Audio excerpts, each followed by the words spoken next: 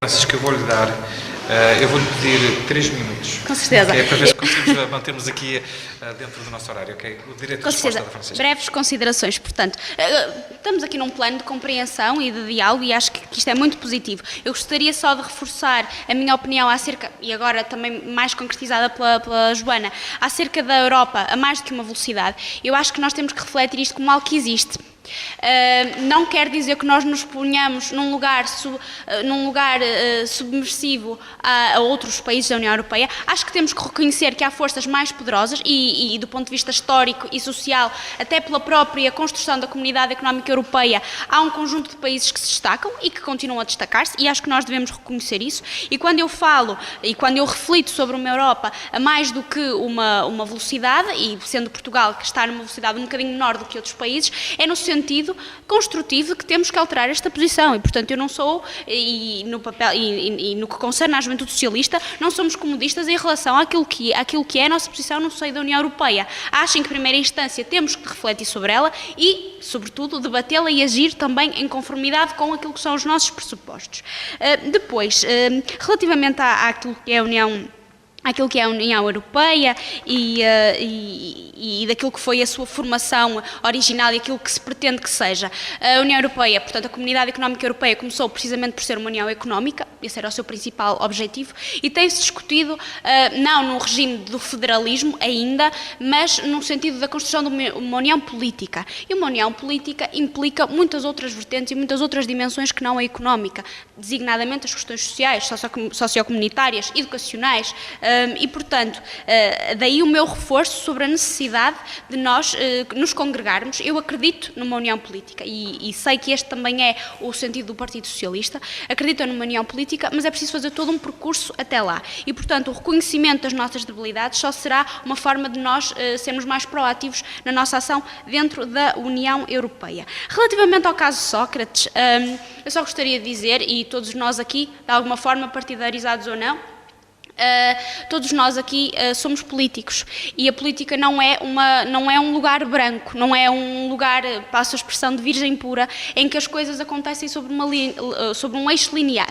E, portanto, com certeza que José Sócrates pode ter feito uma afirmação, se calhar um bocadinho desconexada da realidade, como poderíamos falar das inúmeras previsões que fez José Luís Gaspar, peço desculpa, do ministro Gaspar, e que estavam completamente desconexas daquilo que era realmente aquilo que se estava a passar e, portanto, acho que não podemos ver a política sob este ponto de vista e não podemos atacar determinada entidade política por uma coisa que disse e que, eventualmente, podia não estar tão próxima da realidade como nós gostaríamos, até porque a política vive disso mesmo.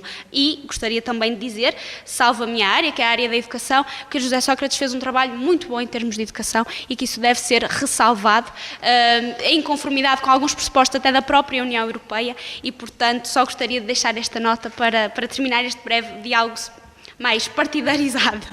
Francisca Costa, muito obrigado pela sua intervenção e definitivamente aqui pelo direito de resposta. Vamos ver se conseguimos manter isto entre 15 minutos. Ao terceiro tema, peço, portanto, apelo aos vossos poderes de síntese e vamos falar muito brevemente ou rapidamente, talvez pelos tópicos mais importantes, o que é que os partidos que vocês representam defendem em termos de pontos concretos para as vossas listas às eleições europeias de 2014. Eu começo pelo Miguel Basto, que está aqui à minha direita, em representação da CDU. Miguel. O meu partido defende principalmente a agricultura, a pesca, a soberania, os valores de abril, os direitos que os trabalhadores têm nas empresas. Defendemos um desenvolvimento maior na economia, autonomicamente, sem a necessária moeda única. Defendemos uma Europa mais liberal, talvez.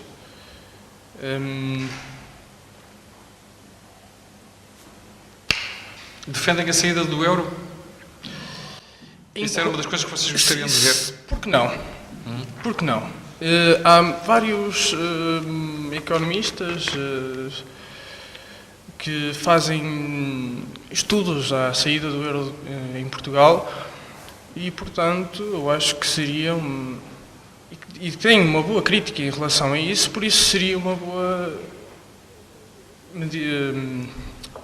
ideia a tomar. Uma medida a tomar. Exato, uma medida a tomar.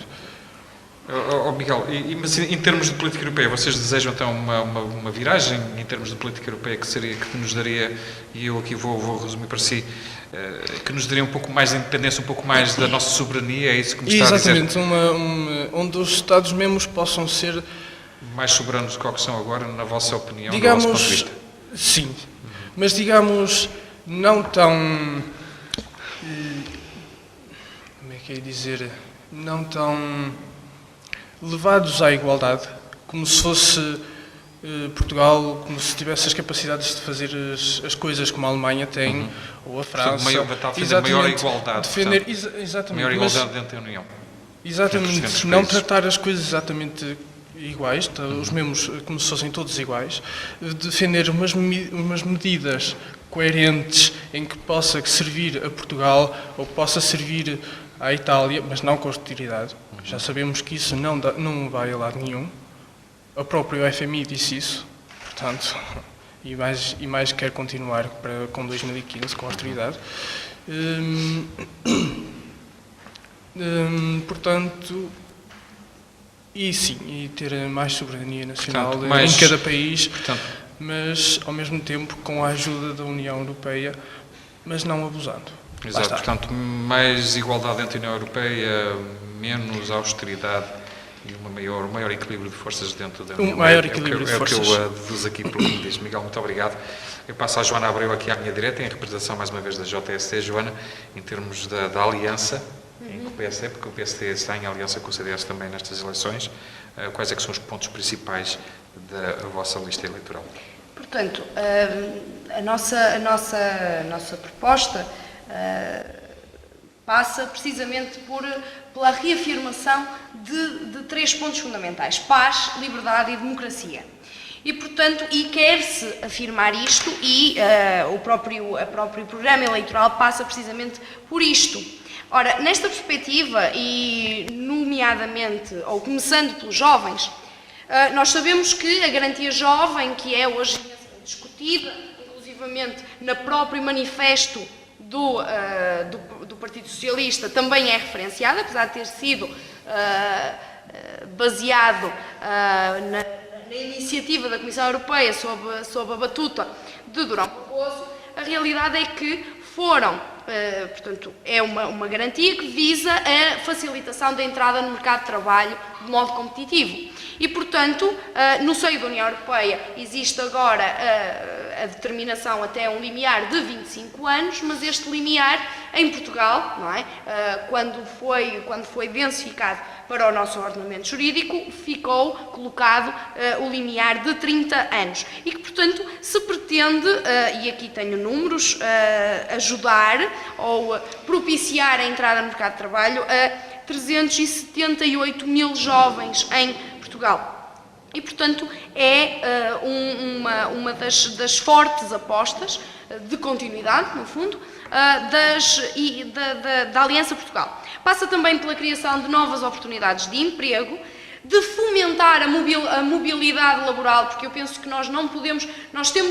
as pessoas olham normalmente para a mobilidade laboral numa perspectiva má, mas temos de encarar que nós podemos circular dentro da União Europeia numa perspectiva de maior facilidade de desempenhar funções num Estado-membro diferente daquele que é o nosso Estado-membro de origem. Mas, hoje em dia, com o avanço das novas tecnologias, podemos inclusivamente desempenhar funções em 2 Estados-membros ao mesmo tempo. E a Aliança Portugal, estando já consciente desta realidade, que já existe e que vai cada vez mais existir, tem uma preocupação muito premente relativamente, porque hoje em dia existem graves problemas relativamente aos descontos para a segurança social no Estado de origem, no Estado de acolhimento, e, portanto, a Aliança Portugal tem, efetivamente, esta sensibilidade no que diz respeito ao cômputo das pensões e das remunerações e dos descontos em 2 Estados-membros.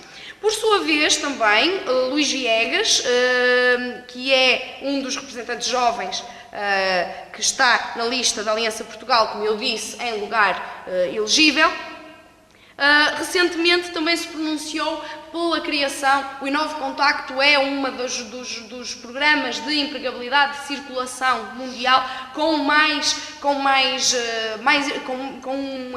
evidente papel no enriquecimento curricular e profissional dos jovens. Portanto, ele propõe um chamado Inove Europa, que é algo muito interessante, tendo em conta que já há dados adquiridos de que o Inove Contacto efetivamente funciona e abre portas aos jovens. O alinhamento de títulos académicos, porque as designações por vezes não são coincidentes entre diferentes Estados-membros. E, portanto, muitas vezes eu ir daqui e dizer que sou licenciada, noutros países existe só o undergraduate, o master e o PhD. E, portanto, haver o alinhamento de designações, pode acontecer é que a licenciatura não seja reconhecida por aquilo que efetivamente ela vale. E, portanto, a Aliança Portugal tem também uma resposta cabal relativamente a esta questão. E o reconhecimento dos diplomas universitários. Precisamente por o Tratado de Bolonha não é um tratado plurilateral, a Aliança Portugal tem também algumas preocupações neste processo, de modo a reestruturá-lo. Há inclusivamente, isto eu acho que é um dado interessantíssimo, porque apesar das liberdades fundamentais, nós continuamos a pagar roaming no seio da União Europeia. Isto já está neste momento na agenda e a Aliança Portugal está efetivamente apostada nesta questão. Por outro lado, é também a proposta da Aliança Portugal que a elegibilidade direta do Presidente da Comissão Europeia e que depois, também para propiciar uma maior democracia, porque, como eu disse, é uma das questões, digamos, dos pontos, dos objetivos fulcrais, a eleição direta, portanto, a escolha dos comissários europeus de entre os eurodeputados que foram eleitos por sufrágio. Portanto, relativamente e ainda à criação de um governo europeu. Muito rapidamente, eu não poderia deixar de o referir, nós temos a questão da União Bancária, porque recuarmos, e eu tenho de discordar com o colega, seria um recuo evidente. Nunca em tão pouco tempo se conseguiu dar resposta cabal a uma crise económica ou financeira como se conseguiu no âmbito da zona euro. E, portanto, nós temos de andar para a frente, não podemos andar para trás, porque senão andávamos a imitar os caranguejos. E, portanto, a União Bancária hoje em dia é já uma realidade mais palpável, que passa por um sistema único de fiscalização bancária, que será centralizado no Banco Central Europeu, um mecanismo único de resolução bancária e, por último, e isto é que diz respeito diretamente aos cidadãos, um Fundo Europeu de Garantia de Depósitos. O que evita necessariamente, não é, que os Estados tenham de estar a fazer resgates dos depósitos e isto seja uma bola de neve que depois se propicia no âmbito de um mercado único. Outra coisa que eu queria apenas referenciar é que a Aliança Portugal está apostada, e isso está alinhado com o PS, relativamente ao acordo transatlântico. Já não congrega esse apoio quer do Bloco de Esquerda, quer do PCP, que diz respeito ao acordo transatlântico, ou seja, entre a União Europeia e os Estados Unidos da América, e que é absolutamente fundamental para a própria importância que Portugal passa a desempenhar, porque Portugal passa de ser considerado um país, um Estado-membro periférico, para estar, em termos geográficos, centralmente no eixo deste acordo transatlântico. E, portanto, vai acarretar uma alteração de relevância geográfica. Por último, há também uma série de medidas no que diz respeito à promoção do emprego. Já existe, efetivamente, um limiar, um patamar bastante elevado. Aliás, algumas das políticas de emprego que hoje em dia existem em Portugal, nomeadamente o horário de trabalho, é efetivamente regulado já por diretivas. No entanto, a Aliança Portugal, no que diz respeito a estas diretivas, há muitas disposições destas diretivas que podem ser derrogadas, eu termino já, há disposições destas diretivas que podem ser derrogadas por parte dos Estados-membros. E, portanto, a Aliança Portugal está também apostada em que esses poderes de derrogação destas disposições, que no fundo vêm apenas propiciar melhores condições de trabalho e uma harmonização das condições de trabalho entre os diversos Estados-membros possa, dessa maneira, ser portanto, não havendo estas derrogações, o tratamento ser igualitário e, portanto, a mobilidade de trabalhadores também ser propiciada a um outro nível. Só por último, a chamada economia azul passa necessariamente pela propiciação dos recursos marítimos e que faz todo o sentido e que nós, aqui, neste debate, eu espero poder consciencializar todas as pessoas que possam usufruir de recursos marítimos e de recursos ligados, nomeadamente à exploração de rios, que nos diz diretamente respeito, porque o Horizonte 2020 tem um papel absolutamente fundamental, tem uma adjudicação direta de fundos de avultada soma que podem ser diretamente e aproveitados maioritariamente por Portugal, tendo em conta a zona económica exclusiva de que nós usufruímos. Muito obrigada. Joana Abreu, muito obrigado a nós pela sua intervenção muito elucidativa. Francisca Costa, em representação da Juventude Socialista, os seus 5 minutos. Muito obrigada. Para apresentar o seu programa. Obrigado. Antes de passar àquilo que é o manifesto do Partido Socialista, de modo genérico em Portugal e também europeu, eu gostaria apenas de ressalvar que eu tenho que discordar com um colega, com o Miguel, porque eu não acho que seja positivo nós sairmos da zona euro, da zona da União Europeia e da zona euro, por um motivo muito simples. Se nós voltássemos à moeda antiga, teríamos graves problemas de instabilidade financeira.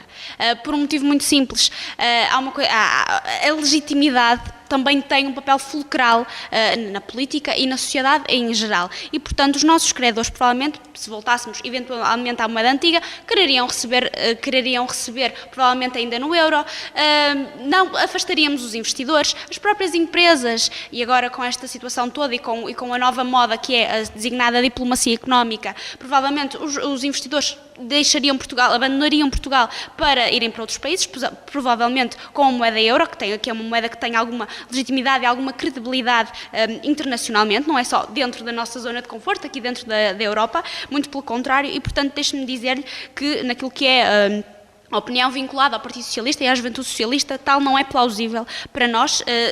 Se quer falar e se quer discutir outras questões, como por exemplo a reestruturação da dívida ou a forma como nós nos devemos interpor em relação ao memorando que assinamos, sim, provavelmente há muitas questões a discutir. Sair da zona euro não me parece a melhor forma de o discutir. Pronto, voltando então àquilo que me perguntou diretamente, àquilo que é o manifesto do Partido Socialista, há 10 pontos fundamentais que cruzam muitas questões, quer das questões económicas e financeiras, quer das questões sociais, formativas e sociocomunitárias. Portanto, eu começaria pela criação de emprego. Há 27 milhões de pessoas que querem trabalhar e não conseguem. E isto inclui um quarto destes números são jovens, um quarto do número são jovens europeus.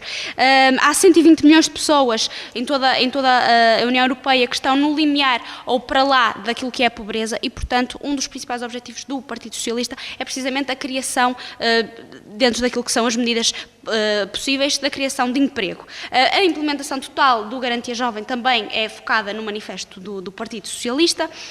Uma política industrial ambiciosa, mas que dê um apoio fundamental às pequenas e médias empresas e à economia social, maior igualdade salarial, trabalho de qualidade, proteção dos direitos dos trabalhadores em articulação também com os próprios sindicatos que têm um papel fundamental e ativo, diria eu, no panorama da política nacional e europeia, fortalecer, portanto, os direitos desses mesmos sindicatos, legislação, sobretudo, contra a discriminação, e este é um ponto que sucede aqui no âmbito da criação de emprego, no âmbito laboral, mas que também existe noutros domínios, como é o caso, por exemplo, da discriminação de género, proteção dos trabalhadores, mais inspeções laborais, relações culturais dignas, mesmo no seio das questões laborais e financeiras. Um segundo ponto será o relançamento da economia através da inovação, da investigação, da formação educacional e ao longo de toda a vida e uma política de reindustrialização inteligente, como há bocado já referenciei. Isto torna-se muito, muito importante, até porque a União Europeia tem e concede a todos os países, a todos os Estados-membros, várias oportunidades de formação e de inovação no seio da tecnologia, que muitas vezes também é potenciado pelas próprias universidades e institutos politécnicos. Aliás, eu deveria ressalvar a Universidade de Aveiro, que tem tido um papel fundamental em termos de prototipagem também nacional e internacionalmente, no seio da União Europeia, e que importa ressalvar e destacar. Portanto, o setor financeiro ao serviço dos cidadãos e da economia real, a imposição de regulamentação ao setor bancário, esta é uma questão que tem sido discutida não é só no seio da União Europeia, é em todo o mundo, e o caso dos Estados Unidos é sintomático neste aspecto, e, portanto, este é um dos principais, um dos princípios basilares daquilo que é o memorando do Partido Socialista, no sentido também de travar a especulação financeira, a limitação dos prémios dos banqueiros, e isto vem também com a defesa daquilo que é considerada a medida do gato gordo, que foi falada na Suíça e a título de referendo, e que, portanto, teve o resultado que teve, mas que também foi referenciada cá em Portugal pelo nosso secretário-geral, João Torres, e que era uma medida que a Juventude Socialista e o Partido Socialista gostariam muito de trazer ao debate, não só no âmbito europeu, mas também e, sobretudo, no âmbito português. A agilização de impostos sobre transações financeiras, insistir na criação de uma agência de rating europeia independente e pública. É preciso, tal como também a Joana referenciou, uma união bancária forte e, como eu disse, também se preza pelas considerações acerca da nossa moeda e da forma como nós a devemos defender, porque uma coisa é certa, nós assumimos um compromisso, nós sabíamos o compromisso ao qual nos estávamos a envolver quando, em 1986, entramos para a Comunidade Económica Europeia, sabíamos que íamos ter que fazer cedências, algumas delas de soberania, é verdade, ou aquilo que se chama, em termos institucionais, congregação de soberania, mas nós estamos dentro da União Europeia, acho que temos um papel importante e, portanto, acho que não devemos abandonar o barco, como se costuma dizer, devemos sim lutar por aquilo que é o nosso projeto, e neste caso o Partido Socialista tem um projeto específico e espero, e todos os socialistas esperam, que seja levado avante dentro da União Europeia. Uma Europa mais social, obviamente, fundamentada naquilo que são os princípios também da igualdade dos direitos, quer em termos de género, em termos raciais, em termos também de igualdade salarial, sobretudo, e de direitos e deveres no mercado laboral, portanto, e em todas as instâncias de vida dos indivíduos. Uma união de diversidade, uma vida saudável e segura para todos, também no sentido ecológico do termo. O Partido Socialista defende melhores práticas em termos de ecologia, em termos de ambiente, e isto poderá encontrar alguns pressupostos comuns também com aquilo que será o Manifesto dos Verdes. Mais democracia e participação. Mais democracia e participação e, sobretudo, a promoção da influência no mercado internacional. Há aqui uma questão de fundo que tem sido as críticas duras à União Europeia de um modo geral, enquanto instituição, lá está a tal imagem de marca de união política, que é uma certa flexibilidade em relação àquilo que é a defesa e as questões militares da própria União Europeia e aquilo que é, por consequente, o nosso estatuto dentro da mesma. O Partido Socialista acredita que nós devemos unir-nos a outras instâncias intergovernamentais no sentido de alcançar determinadas medidas estipuladas de combate à pobreza, de ajuda humanitária, como é o exemplo dos Objetivos de Desenvolvimento para o Milénio, promovidos pela ONU. E, por outro lado, e a par e face às várias dinâmicas internacionais que têm sido estabelecidas, como é o caso da Rússia, por exemplo, devemos ter uma postura firme em relação devemos trabalhar em concertação pela paz em toda a Europa. Aliás, esse foi um dos princípios fundadores da Comunidade Económica Europeia, de certa forma um bocadinho no sentido de não criar a Europa, como a Joana bem disse há pouco, foi palco das duas grandes guerras que alastraram no seio da Europa e que é importante que não voltem a acontecer. E nós também, quando assumimos o compromisso de permanecer e de entrar na União Europeia, sabíamos a priori que tínhamos de cumprir esse elemento. E, portanto, é importante que a União Europeia estabeleça, e o Partido Socialista tem isso muito claro, também uma posição relativamente àquilo que é a sua acessão a determinadas ações que são desenvolvidas na cena internacional, além da Europa, e que devem ser vinculadas a todos os Estados-membros. É só. Muito obrigado, então, pela sua intervenção, Francisca Costa. Ficamos por aqui hoje. Voltamos sensivelmente daqui a um mês com mais um debate do Ponto Prévio Fórum da Juventude. Até lá, fiquem bem e até daqui a um mês mais uma vez. Muito obrigado, muito bom dia.